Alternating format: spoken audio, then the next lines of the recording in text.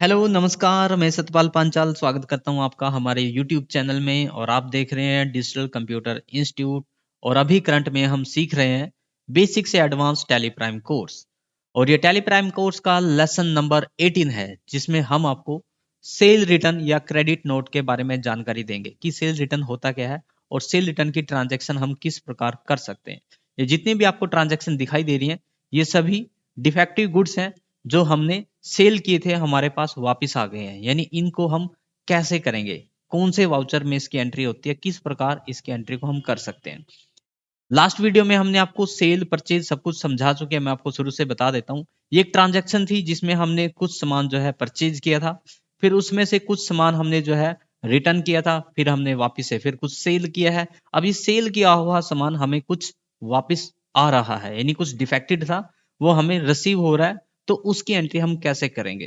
तो उसकी एंट्री हम क्रेडिट वाउचर्स के अंदर करते हैं। अब ये क्रेडिट वाउचर क्या होता है, ये वैसे मैं लास्ट वीडियो में आपको सिखा चुका हूँ, समझा चुका हूँ, लेकिन वहां पर ओनली अकाउंटिंग पर्पस था। यहां पर हम जीएसटी प्लस इन्वेंट्री के साथ इसको सीखेंगे। मतलब यहां पर जो आपकी सेल रिटर्न और परचेज रिटर्न होगी जीएसटी प्लस इन्वेंट्री के साथ होगी। कैसे होगी चलो देखते हैं। तो हम आते हैं अपने टैली में और टैली में सबसे पहले आते हैं हम वाउचर्स के अंदर। वाउचर्स में जब आएंगे तो यहाँ पर हमें कुछ वाउचर्स नजर आ जाएंगे। तो हमें जाना है वाउचर्स की लिस्ट में। अब मुझे यहाँ पर डेबिट नोट क्रेडिट नोट नहीं दिखाई देगा। तो उसके लिए आपको करना क्या है, जो आपको ये रिसिप्ट की इधर में जो एक एरो दिखाई दे रहा है यहाँ पर आप क्लिक करोगे तो आपको यहाँ पर जो है क्रेडिट नोट नजर आ जाएगा। तो यहाँ पर क्रेडिट नोट पे क्लिक करोगे तो यहाँ पर आपको क्रेडिट नोट जो है ऑन हो जाएगा, वो आपको दिखने लग जाएगा। अब यहाँ पर मेन क्या है, party name ledger type. Ledger type आप यहाँ पर सेल रिटर्न का बना सकते हो, इच्छा है, लेकिन डायरेक्टली हम सेल में आपको करना सिखाएंगे। तो अब पार्टी नेम में जहां से सामान वापस आया वो आएगा और लेजर्स में आप सेल रिटर्न या सेल का लेजर सेलेक्ट कर सकते हो।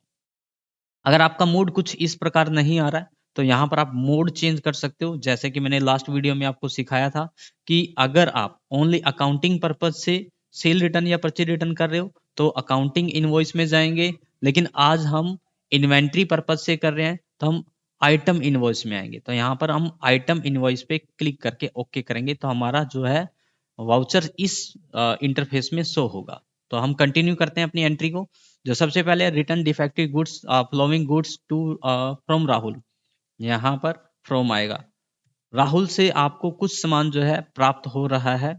यहाँ पर है return defective flowing goods from Rahul Punjab, जिसमें ये डिटेल है। 5 एचपी के कीबोर्ड हैं और 6 डेल के हैं। तो कैसे करेंगे इसको, राहुल को ऑलरेडी हमारा खाता बना हुआ है क्योंकि सेल के दौरान हमने इसको बना लिया था। तो राहुल को हम सिलेक्ट करेंगे, यहाँ पर राहुल, ठीक है। इसको कंटिन्यू करेंगे, ट्रैकिंग डिटेल है ये। और यहाँ पर आपने इसको भी यहाँ पर कंटिन्यू करना है क्योंकि ऑलरेडी फीड है।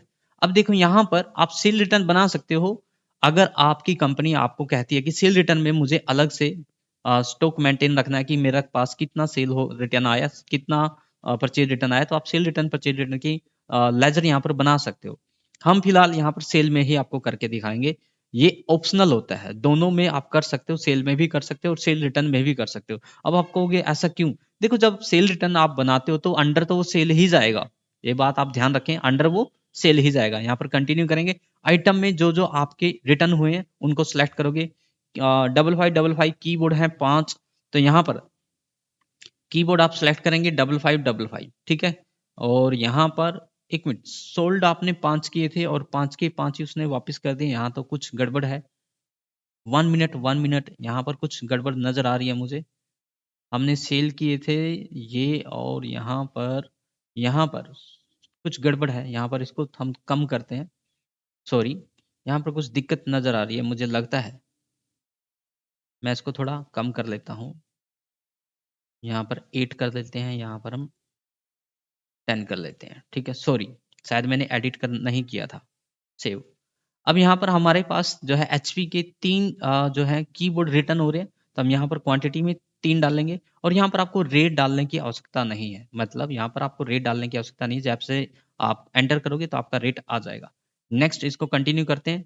नेक्स्ट कीबोर्ड है किसके हैं, 6666, और यहाँ पर 8 नंबर है आपके पास और यहाँ पर रिटर्न कितने हुए, 2, ठीक है।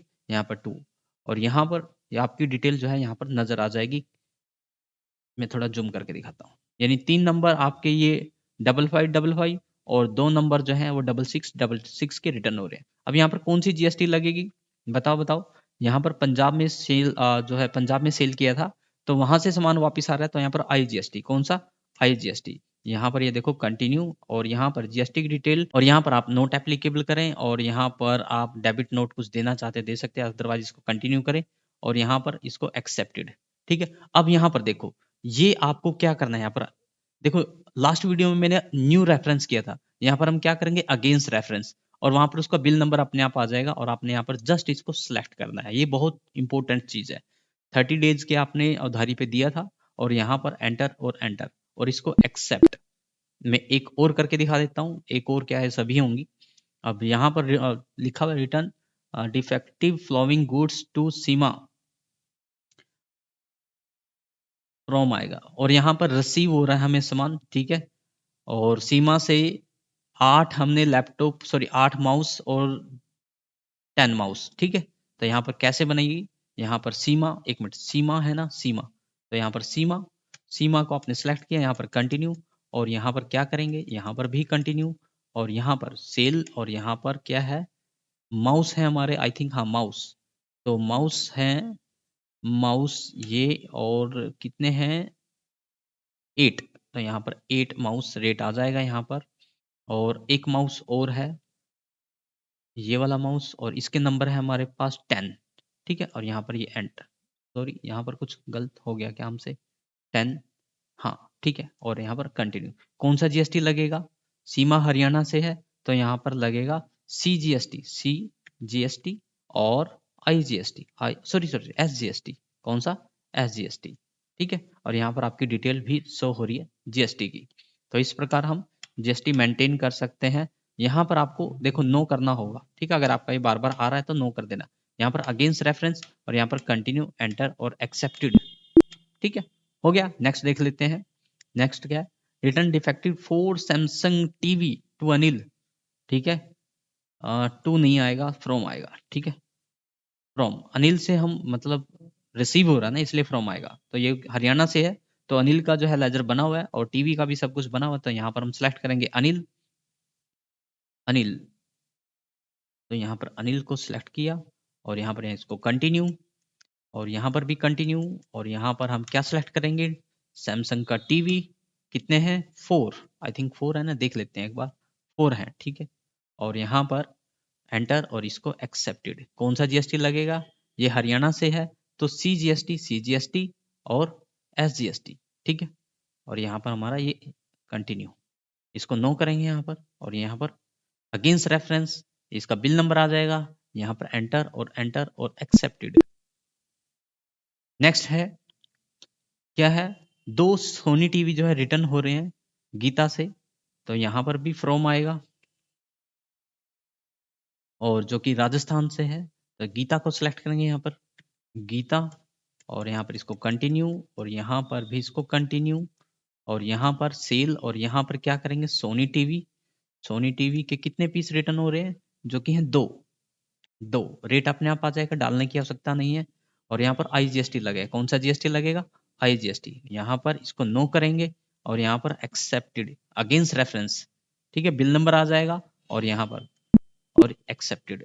वैसे मैं ये लास्ट वीडियो में समझा चुका हूँ कि अगेंस्ट रेफरेंस, न्यू रेफरेंस होता क्या है, एडवांस रेफरेंस होता क्या है। नेक्स्ट है return defective to HP HDD from Payal. Payal से हमें मिल रही है, तो पायल का, पायल, पायल को सिलेक्ट किया, इसको कंटिन्यू, और यहाँ पर भी कंटिन्यू, और यहाँ पर क्या करेंगे, सेल, सॉरी यहाँ पर सेल, और यहाँ पर एच डी डी। कितनी एच डी डी जो है रिटर्न हो रही है, 2। ठीक है, 500 GB की जो है 2 एच डी डी रिटर्न हो रही है। यहाँ पर एंटर। कौन सा जीएसटी लगेगा, यहाँ पर लगेगा, पायल जो है हरियाणा से है, तो सी जी एस टी और एस जी एस टी। अब ये जो लेजर है ऑटो डिटेक्ट क्यों हो रहे हैं, क्योंकि ऑलरेडी हमने परचेज पे, सेल पे लगा रखा है, इसलिए हमें अलग अलग लेजर बनाने की आवश्यकता नहीं होती कि सेल रिटर्न पे अलग बनाएंगे, परचेज रिटर्न पे जीएसटी का अलग बनाएंगे। नहीं नहीं, परचेज के दौरान जो हम लगा देते हैं वही जीएसटी सेल के दौरान लगता है, और वही जीएसटी सेल रिटर्न और परचेज रिटर्न के दौरान लगता है। यहाँ पर नो, और यहाँ पर अगेंस्ट रेफरेंस, और यहाँ पर कंटिन्यू और एक्सेप्टेड। नेक्स्ट है हमारे पास रिटर्न हो रही है 4 DDR रैम फ्रॉम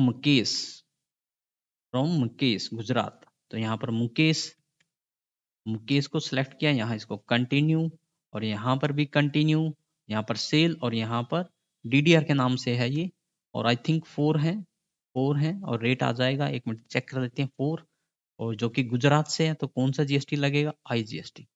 ठीक है, तो ये हमारी तकरीबन जो है ट्रांजैक्शन हो चुकी है।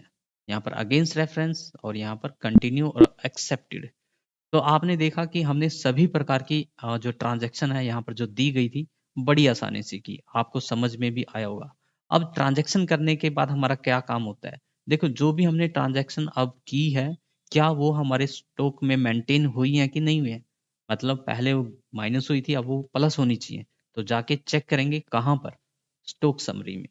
तो स्टॉक समरी चेक करने के लिए हम आएंगे यहाँ पर वापस से, और यहाँ पर हम स्टॉक समरी में आते हैं। जैसे हमने चेक किया तो यहाँ पर हमारी काफ़ी डिटेल जो है चेंज हो चुकी है, क्योंकि मुझे जो मैंने लास्ट वीडियो में भी आपको ये दिखाया था, यहाँ पर नंबर्स ये कम थे।